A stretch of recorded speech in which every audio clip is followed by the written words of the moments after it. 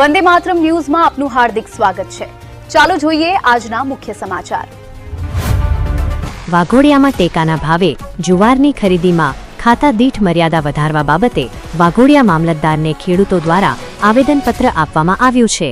વાઘોડિયા તાલુકાના ખેડૂતોએ વડાપ્રધાનની અપીલને વધાવી પ્રોત્સાહિત થઈને મિલેટ ધાનનું ખૂબ મોટું ઉત્પાદન કર્યું છે।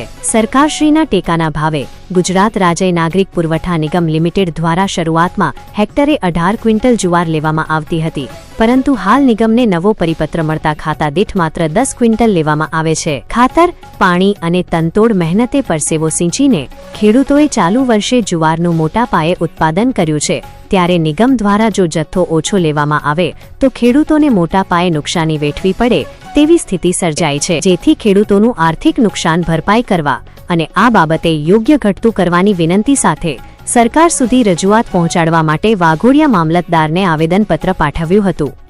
જય કિસાન, જય જવાન, જય કિસાન। રોજ અચાનક એક પરિપત્રક બહાર આવ્યો કે જેમાં ખરીદી જે જુવારની થતી હતી એ ખાતા દીઠ ખાલી 10 બોરી ખરીદી થશે એવો પરિપત્રક આવ્યો છે।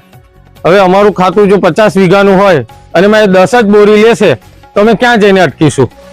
એટલે એક તરફ સરકાર એવું કહે છે, આગ્રહ કરે છે કે જુવાર ઉગાડો અને તંદુરસ્ત શરીર બનાવો। એ આહવાનને માન આપીને ખેડૂતોએ અમે જુવાર ઉગાડી અને હવે આવો પરિપત્ર આવ્યો છે તો બાકીની જુવારનું અમારે શું કરવું?